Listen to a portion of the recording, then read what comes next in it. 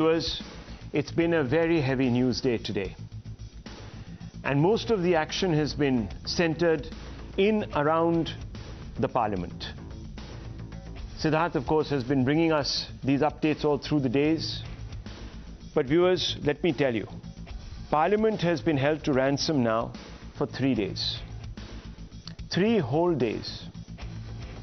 There is an impasse in place in Parliament which could very easily lead to the session being washed out entirely. Perhaps there will be a few hours set aside to get the finance bill passed. It would be a shame. Important time required for legislation that makes our lives easier is being lost. And each moment lost, viewers, costs you and I a lot of money. Now, on the one hand, the impasse is because the Congress party, along with the opposition, has demanded that a JPC or a joint parliamentary committee must be set up to investigate what the opposition and the Congress believe is an alleged link between Prime Minister Modi and the industrialist Gautam Adani. This demand has come on the back of the Hindenburg report that suggested that Mr. Adani's companies manipulate the stock market and the regulators look the other way. On the other hand, viewers, the BJP wants Rahul Gandhi to apologize for maligning India's image abroad. In London and in other parts of the UK, specifically at Cambridge, Rahul Gandhi recently suggested that democracy was dead in India and that MPs like him aren't allowed to have their say in Parliament because their mics are muted. Now, viewers, let's look at some of these demands. On the one side, the demand for a JPC, and on the other side, this business of suggesting that Rahul Gandhi has basically undermined India's democracy and maligned the country's image. Let's look at the first demand, that of a JPC that has brought the House to a standstill. And viewers, it's a rather contradictory demand. While there is no denying that the Congress and the rest of the opposition is well within its rights to demand a JPC, let me jog your memory back to a time when the Congress itself, when it was in power in 2010, disparaged the idea of setting up a JPC. At that time, viewers, the Congress was besieged by corruption allegations. The main case that it was jousting with was the 2G scandal, or the 2G scam, as it was called. Now, at that time, it refused to entertain the idea of a JPC. Why? Because it said that such a JPC is ill-equipped to probe the 2G scam because it is an entirely political body. So it would be naturally partisan. That there were 37 parties in Parliament, but only 7 would be represented within the JPC. So there was every chance of the JPC being loaded in a partisan manner against the UPA of that time. Pawan Bansal, who was at that period the Parliamentary Affairs Minister also, viewers, said that no creation of Parliament can be above Parliament. So that was the considered view of the UPA then. Don't set up a JPC. Usually JPCs are political. They don't get the job done. And in this case, viewers, of course, the job that the Congress and the opposition want done is to examine the links between Adani and Modi. Second, viewers, the demand for a JPC preempts the Supreme Court. The Apex Court has already constituted a 5-member committee to look into alleged stock manipulation by the Adani Group on the basis of what has been claimed and whether the regulatory framework was robust enough to pick it out. And even if it is, did the regulators fail to establish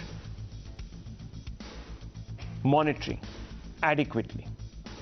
Now, all these 3 issues, there are actually 5 key issues that the Apex Courts Committee is going to be looking into. But these are three very vital ones. Additionally, viewers, the Apex Court was petitioned by a Congress leader to set up a probe committee. So it is a little odd that now when the Supreme Court has done so at the instigation or the behest or on the back of a petition filed by a Congress member, the opposition, that includes the Congress, is still not satisfied. Then why did it go to the Supreme Court? And is it saying that the Supreme Court will be less independent, that a committee that it is monitoring, that it has set up, will be less reliable? Well, viewers, it does appear that there is a degree of opportunism here. More than this, the opposition can hardly claim the moral high ground on corruption. It continues to support individuals like the RJD strongman Lalu Yadav, who have been convicted in nearly half a dozen graft cases linked to the forest scam, viewers. Elements of the opposition are in alliance with the RJD in different states, not only in Bihar. The RJD supports still a part, in large measure, of the UPA. Viewers, while the Congress-led opposition has dug its heels in on the question of forming a JPC, the BJP has also stubbornly demanded an apology from Rahul Gandhi for maligning India's image, suggesting that democracy is dead in India. Now listen to the remarks that the BJP says Rahul needs to tender an apology for. He made these remarks, viewers, in the UK when he was visiting there recently. Listen in very carefully to what he said, and you make up your mind. The surprising thing is that the so-called defenders of democracy, which are the United States, European countries, seem to just be oblivious that a huge chunk of the democratic model has come undone, right? Which is a real problem with regards to, and frankly, the opposition is fighting that battle, right? And it's not just an Indian battle. It's actually a much more important battle. It is a battle for a huge part of the democratic people on this planet. The way the Americans value individual liberty, the Chinese value harmony. They are not, individual liberty is not central to their idea. Okay, their idea is much more about the society being in harmony. Society being in harmony in China, a society where, viewers, certain minority groups have been sent into concentration camps. That doesn't suggest any harmony. Where Tibetans, viewers, forget about the Uyghur Muslims who are in the concentration camps, but Tibetans, just ask them. Whoever's left there has been forced to adopt the Han Chinese way. Lhasa, as it exists, viewers, has been colonized. It's been reduced to a servile rump of the Chinese state. Viewers, look at what the Chinese have done to Hong Kong, and further afield what they're threatening to do to both India and Taiwan. Think about that. And Rahul Gandhi goes there and suggests that China is on some higher pedestal than India. And then, of course, seeks third-party intervention in India's affairs. There's another soundbite which I think we missed out upon, where he went out and said that mics are deliberately in Parliament muted so that people can't speak. We'll bring that out in the course of the debate, viewers. I'll get the producers to ensure that we listen to that. While Rahul rages on about the death of democracy in India and calls for foreign intervention and extols the virtues of an authoritarian state like China, he and his own party can hardly claim that they are safeguarding democracy here either. Here are some more hard facts for you to ponder that establish that the Congress is being hypocritical, viewers, and I always bring out the hard facts so that you get closer to the truth. This is as much a service as I do for myself to build a strong argument as it is much a service I do for you, viewers, so that you are empowered with topics that you can then discuss with confidence. Now, it's odd, viewers. Parliament is the heart of any democracy. So it stands to reason that you would want very much to go to Parliament, go to the Sansad, not absent yourself from the Sansad, so that you can speak up for the people's interests that you claim to represent. And we're of course here talking about Rahul Gandhi, but he returns from the UK and he skips Parliament totally. Viewers, his attendance record is at 52%, which is way below the national average of 79%. So he doesn't even respect the sanctity of Parliament. He's been elected by you and I, viewers. I'm being presumptuous here. I don't vote, but maybe some of you have. To speak up for you. But he does so on social media, not in Parliament. That's odd. And he talks about how he's muted in Parliament. Well, you don't show up, then how will you be muted? His party has disrupted sessions of Parliament with chants and placards and sloganeering, not just over the last 3 days, but viewers also in the past. And this is the same party that used to chide the opposition then, the BJP, for doing so. So you see, viewers, when in power, you do something. When out of power, you do something completely different. His party men, and they're just not one, there are several. This gentleman on your screen, Sukhjinder Randhawa, is only the latest. He's the Congress state in charge of Rajasthan, and he said, time to finish off Modi to save the country. So viewers, what are you advocating here? That you should bump off, put into the cupboard your adversary. That's hardly democratic.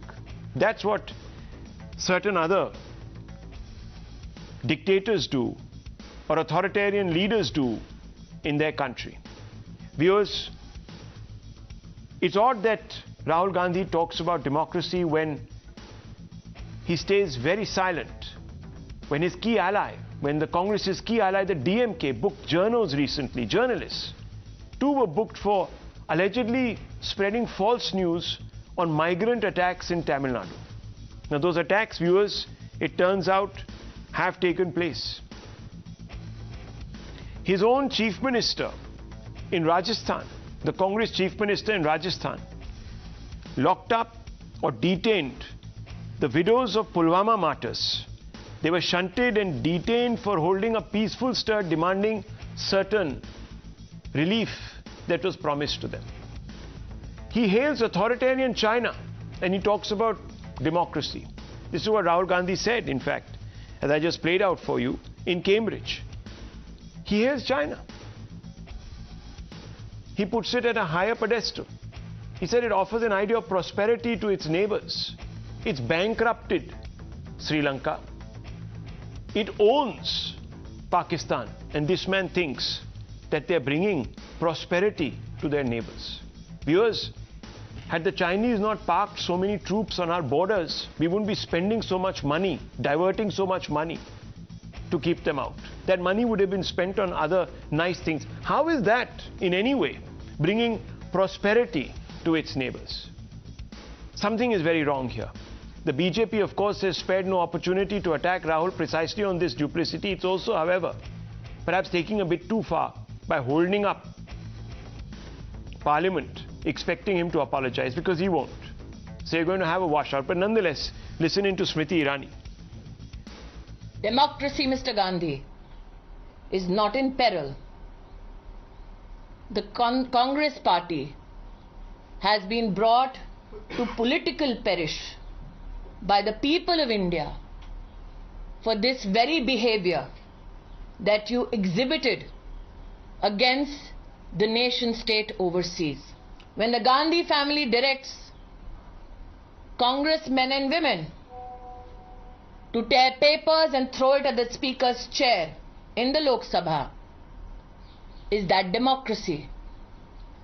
When the Gandhi family directs congressmen in Rajya Sabha to tear books, jump on tables, and humiliate the chair of the Vice President of India in Parliament.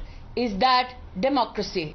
It is shameful that Rahul Gandhi, instead of coming to Parliament and apologizing for his undemocratic rant against India, today seeks to be absent from Parliament.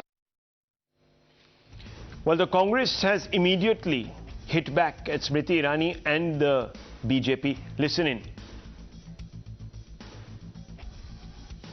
जब Modi ji 5-6 countries में जाके हमारे देश के लोगों को humiliate किया और हमसे ये कहा गया कि चंद कंट्री में जाके कि हिंदुस्तान में पैदा होना एक बहुत बड़ा पाप है, उन्होंने कहा। तो ये ऐसे लोग, अगर डेमोक्रेसी यहाँ खत्म हो रही है, फ्रीडम ऑफ एक्सप्रेशन को कमजोर किया जा रहा है, फ्रीडम ऑफ स्पीच को कमजोर किया जा रहा है, सब टीवी चैनल्स को दबाया जा रहा है और जो लोग सच बोलते हैं उनको जेल में डाला जाता है, तो ये डेमोक्रेसी को खत्म करने की प्रक्रिया नहीं है तो और क्या है? तो इसीलिए माफी का सवाल नहीं। Why should he apologize? Again, I've repeatedly said, anybody in public life will always raise issues in all forums given to them. Rahul Gandhi ने गलत क्या बोला? तो देश में डेमोक्रेसी बची नहीं है। Well, let's just open this up and let's get a sense from